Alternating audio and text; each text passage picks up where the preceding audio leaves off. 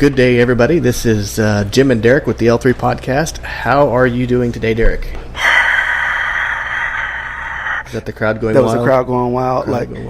I've always wanted to come out of a tunnel, hashtag Oklahoma City Thunder, and have them announce my name. One of the most famous introductions of all time, and you can check me on this, is at shooting guard, standing 6'6", wearing number 23, out of North Carolina, Michael. What was the Chicago music? It was boom, boom. Yeah. Oh, I got chill bumps thinking that. If we could somehow find a way on the L3 Podcast to introduce me like that, you would make my universe, Jim. You want your own intro music? Here's the thing, guys. I need everyone to understand that Jim is studio manager. He is content producer. He is video and audio producer. He is our purchaser. I make a lot of mistakes. Jim he's firing myself. He literally runs, produces, sets up the entire, I met Jim today, and when I met him, because we're off site, we're off location again. Once again, shout out to Vintage Coffee for allowing us to use their facility. Lots of history with Vintage Coffee. But I met Jim today. Jim, he gets out the car, pops his trunk. He pulls the studio out of his trunk. He comes in. We're mobile. We try to stay light. We try to move light. Comes in, sets it up. I feel absolutely useless. I got my coffee. Shout out to Vintage Coffee again. I got my coffee. And I'm standing. You bought my coffee. That's the only thing I did today. Oh, I plugged in some mics. But Jim literally does everything on the show. He is so passionate about what we do. He sacrifices sleep early in the morning, late at night to make sure that we get you all wonderful content. And I slowly applaud. Golf clap. Yeah. Clap. Isn't a slow clap kind of insulting, though? No. I think the slow clap is nobody was going to clap you. Or maybe we were stunned on what just happened. We were unsure if clapping was appropriate. And so I'm going to single slow clap and hope that people join in with the clap. Let's clap a little bit faster. It's a little bit more enthusiasm. So Derek is, he calls me our content manager, producer, whatever. I don't know that that's exactly true. Oh, but my gosh. one of the things I like about Derek is he is like the perfect color commentator. Yes. Right? Slash hype man. So yes. He does a really good job of adding. Okay. Yes. Of adding to the conversation. He's really good at taking words and relating them to something else and bringing out just solid examples of each one of those. So before we get into a half-hour love fest, I know we're running kind of against the clock at some point, but so let's talk about where we left off last week. So last week, or last we gotta episode, go back. We gotta go back 4 episodes because this is the 4th one, kind of linking them together. So we got to go back a few just to wrap everybody up. Right. So episode 3 was intentionality. Yes. So we talked about how to be intentional to make change. Right. How to be intentional about growth. Right. Episode 4 was a very broad look into developing your inner circle. Yes. How you develop your inner circle. Right. And then episode 5, we brought in the example of King Arthur and the Knights of the Round Table. Right. And what did King Arthur do to develop his round table, to develop his inner circle, which is probably larger than most people's inner circle would be, but it was back then it was probably fairly important because there was a lot of skills that were needed in general to make that happen. So today we're going to kind of run with that theme, and I think we talked about doing a series, a Knight of the Round Table series kind of. Don't know if we'll actually call it that, but why not? So looking at that, we wanted to talk today about what was it actually like for King Arthur to bring these guys in, and what did he go through in order to make somebody a knight. And so I just want to step back a little bit. And the word we use for develop there, we use the growth. That was kind of our tagline last time. We wanted to make sure that we pulled all that together. We talked about intentionality, we talk about the inner circle, then we talk about growing our inner circle, how people contribute to us to help us grow, reach our goals, fill in the gap. We're being realistic about self-evaluation, and what does that look like moving forward. Right. And then we started thinking, we started talking like, man, what was it like for him to fill those seats at the round table? Right? What was it like for King Arthur to find these folks, invite them in to his inner circle to help him reach the goals that he had in place? And we stuck with growth. And then with that growth, we were saying, well, in order for him to bring those people in, he had to have a relationship. And then we said, maybe relationship kind of segues into this informal interviewing process. Right. Because this is what happens when you're dating. Yeah, it's almost like you're interviewing them, right? You're putting them in situations to see how they respond. It's the same thing in a job interview. When you go in, they ask you questions. They're trying to figure out how you're going to answer them. We interview our friends. We interview in restaurants.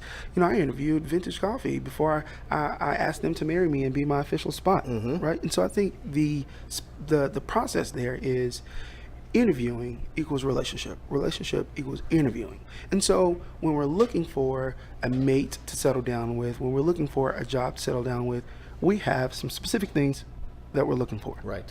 And so we hopped on our handy dandy phones and we Googled some stuff, and we wanted to know. Okay, Google it up. Friends do that. Shout out to Live Your Liz podcast, Ryan Eller and Jared Murr.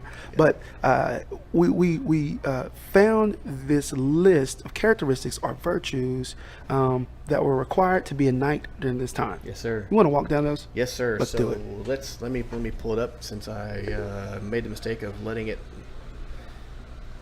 fall to the wayside here. So we looked at. By the way, I think that I miss some of these old-fashioned things, like you don't hear things like chivalry right, anymore. So actually, when you look up the characteristics of a knight, chivalry is the main purpose. It's like it is the one that everything else bounces off of. Right. Yeah. Right. And so the first virtues that it looks into is mercy. Mercy towards the poor and oppressed. The knights had to be harsh with the evildoers. So right. you want the enemy. Excuse me. The enemy is the one that you want to be harsh with. Everybody else you have to be kind to. So it's kindness. It's a soft heart. Yeah. If you will.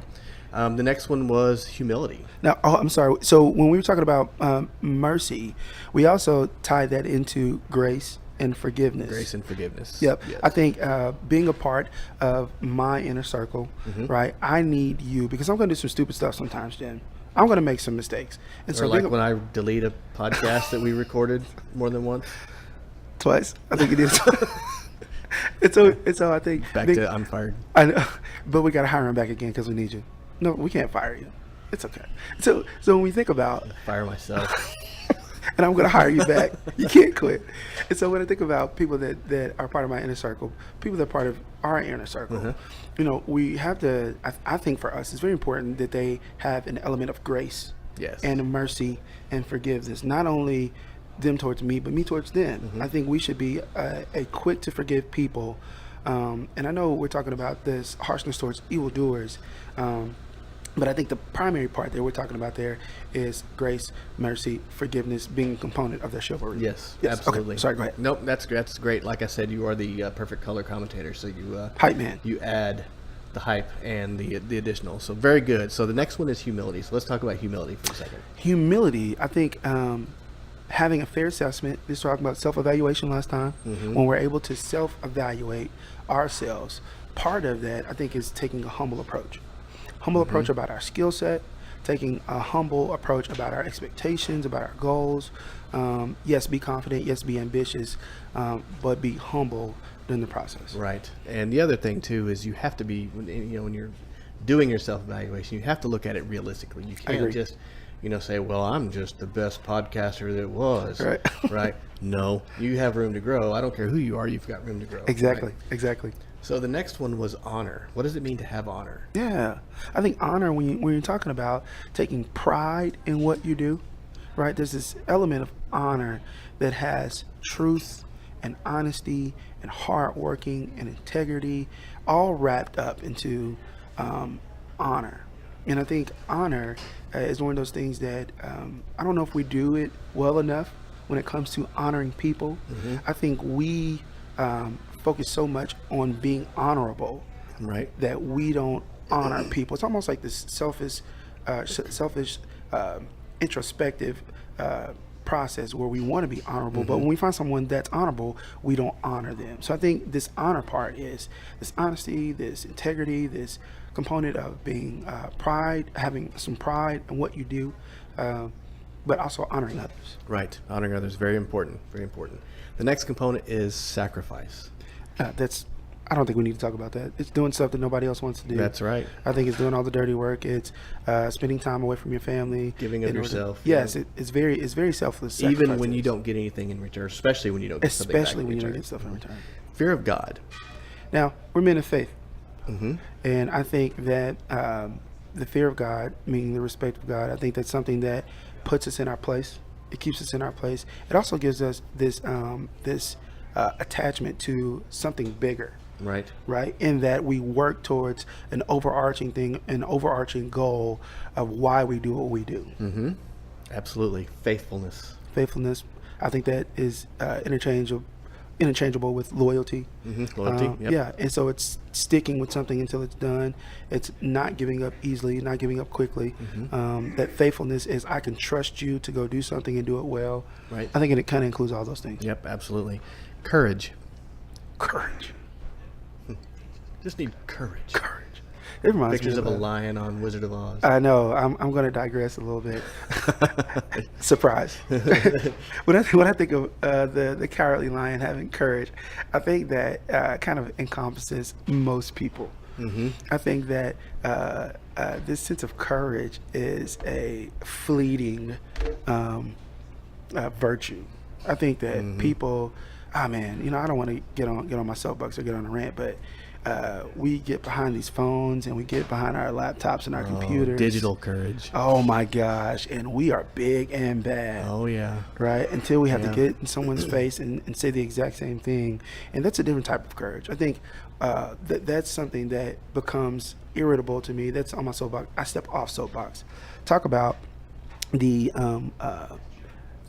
gall to do something that most people aren't doing. Right. So, obviously in the medieval times, it was very violent. Yes. There was a lot of wars, a lot of, crazy battles that went on, and it Right. was. It's not like getting shot. You were stabbed, you were hit in the head with something, Yes. heavy, whatnot, and it was very painful. Mhm. And in order to be a knight, you had to have a lot of courage Oh my gosh. to go into. It's kind of synonymous with bravery at this point. So you Yeah. had to go into these battles, and you had to lead. You weren't the guy in the background saying, "Hey, charge!" You were in the front saying, "Come with me." Yeah. That being a big virtue of the leader is one of the things that King Arthur likely looked for in his knights, was Right. somebody who would lead the troops into these crazy battles, Yeah. knowing that it was not going to be fun. Another definition I heard for courage is, and it may be bravery, but we're going to tie those two things together.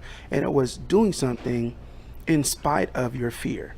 Mm-hmm. Absolutely. So bravery and courage, it doesn't remove fear. Right. It's saying I'm going to do it in spite of my fear. It doesn't take any courage to do something you're not afraid of. Oh my gosh, Jim, did you just drop another nugget on me like that? Hey, well, you get one a week. I get one a week. That's I'll all take you get. I'll take it. I'll take it when I can get it. All right, what's the next one? The next one here that lists is the utmost graciousness and courtesy to ladies. To the ladies. How do we say this? We meant, I think we talked about being a gentleman. Gentlemen, that's probably the best way to correlate it to today's words. Yes. And I think being a gentleman, it kind of wraps up. And I think we're in an age now where terms like that that didn't used to be offensive, maybe a little edgy now.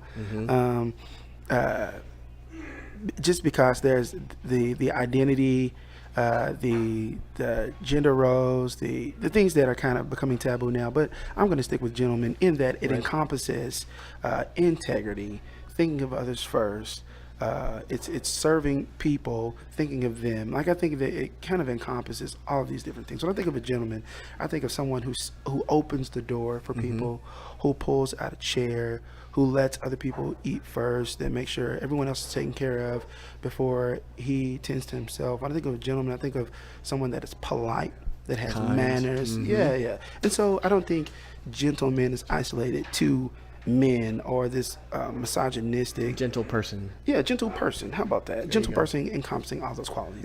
Yep, very good. So we have a couple of other, I think that Yes, I had them down. qualities that we looked at also. So let's look into those for a second. So I'll flip it on you and let you get there as well. So we talked about nobility. Nobility. What does it mean to be noble?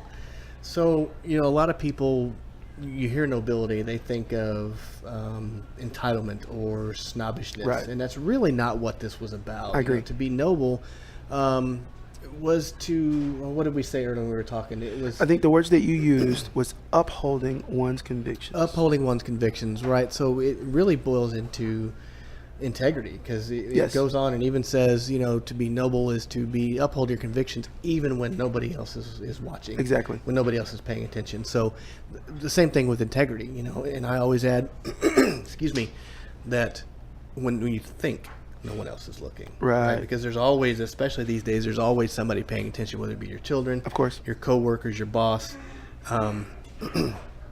When you put things on the internet, there's tons of people. They're always out there, Right. paying attention to what you do. All right, next one was justice. Justice. So to have justice means to really think about what is right and correcting wrongs, So correcting a wrongdoing. does that just when it applies to you? No, and it doesn't matter who it applies to. One example would be if you see, let's use an example of a fight. Okay. Let's say you see a fight and you are, like so many others, tempted to grab your phone and video it. Right. When really you should be grabbing your phone and calling 911. Right. Right? You see somebody that is getting beat. You don't want to necessarily get involved because Right. you can get hurt, especially if there's weapons involved. Don't take out your phone and record it. Please don't. Call for help.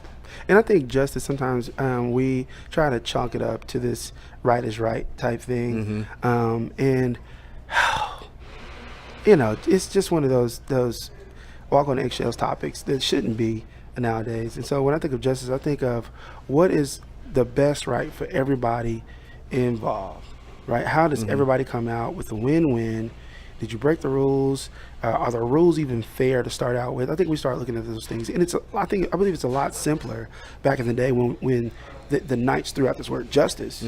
I think it was probably a little bit more simpler then, but now it's become more tricky than I think it should be.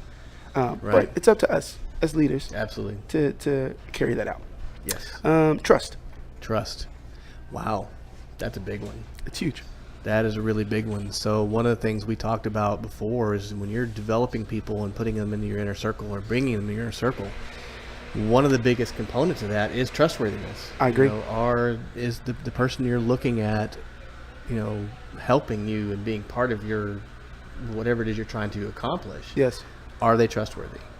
I think that's a great question. I remember once a very good friend of mine was developing a business, and normally we would be, hey, I'm going to show you what I'm doing. Let's do this, let's do that. And I said, okay, great, let's talk about it. He said, well, first I need you to sign a non-disclosure. I'm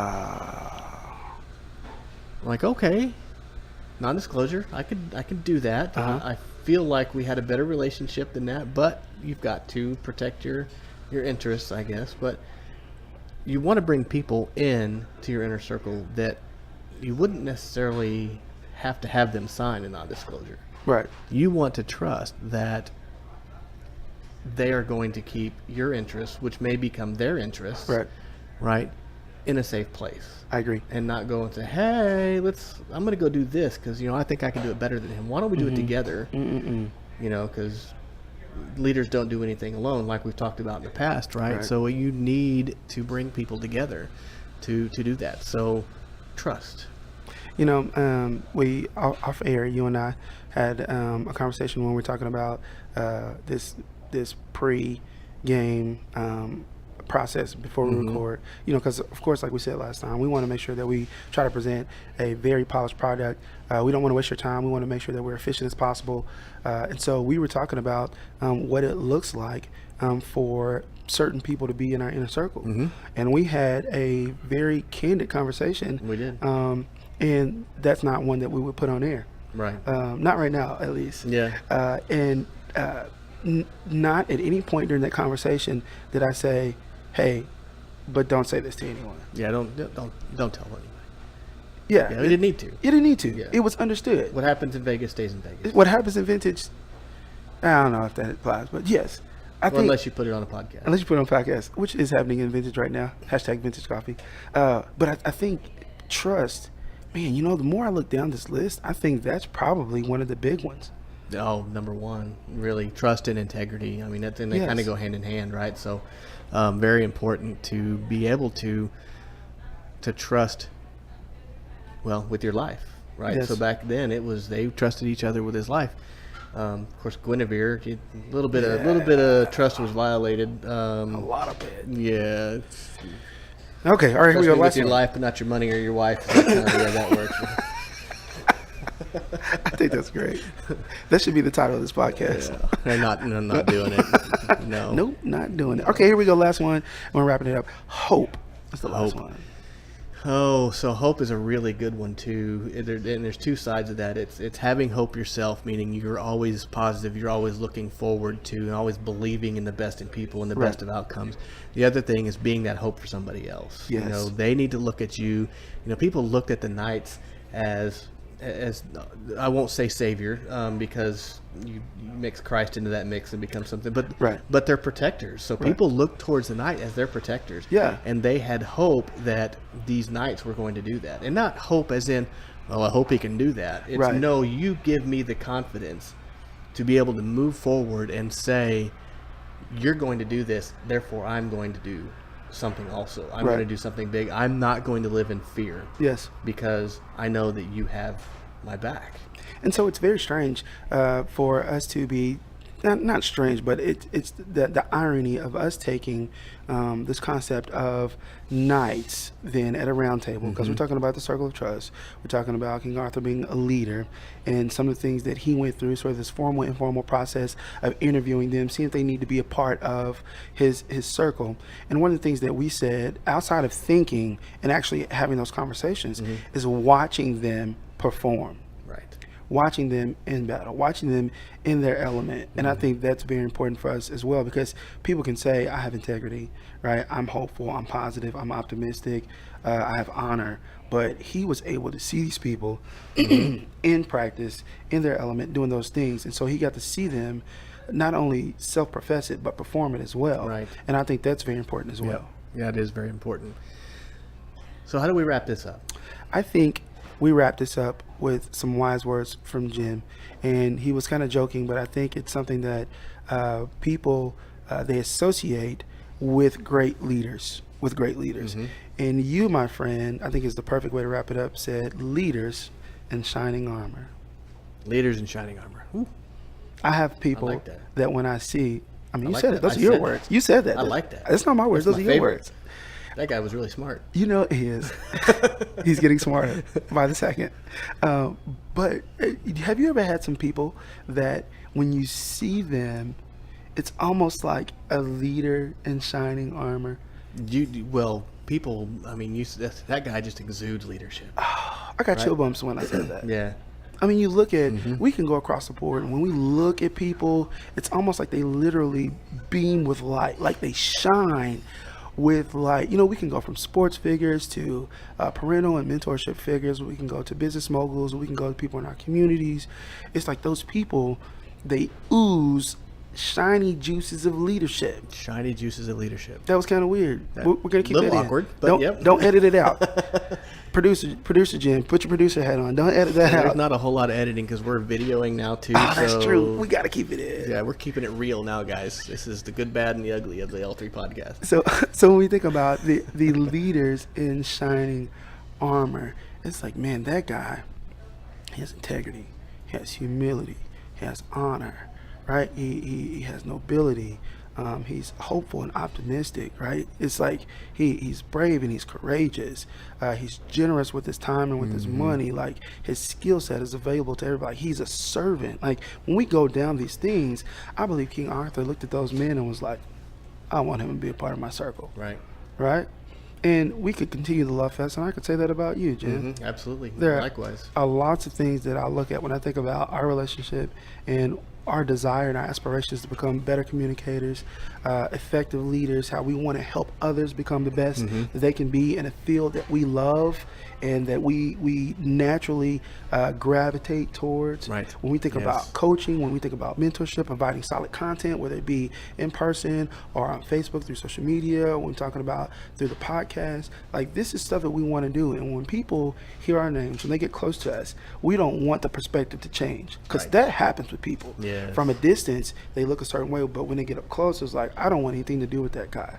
So I want to close us out with something I noticed, and is a very good friend of yours, and somebody whom I have not met yet, but I hope to someday. What's his name? So you call him Hetty. Gregory Coleman. Gregory Coleman, right? So he went to a school and preached about doing good. Yes. Right, doing good. And he was talking to elementary kids, right? And so a little while later, he went to a donut shop, and he was purchasing donuts for some people to give donuts to do good. And there was I think it was a mom and a child there, and he offered to buy their donuts because he's this good guy. And the child recognized him From the school. And said, you talked about doing good. Not only did he recognize him, but he remembered the story. Yeah. Right? And then here, Mr. Coleman was being caught practicing what he preaches. Wow. Right? And I even said something on his post. I said, wow. I said, go win for the win. Because his hashtag is go win. And I say go win for the win because he was caught doing good and practicing what he preaches. And so now this little girl in a donut shop looks up at this leader in shining armor and says that he is exactly what I thought he was going to be, up close and far away. Right. I love that. No disappointment. All right, very good. Well, thank you guys for tuning in, and we will see you next time on the L3 Podcast. Holler. You've been listening to the L3 Podcast with Jim and Derek. Be sure to check out our other episodes on theleadershipcoaches.net/podcast.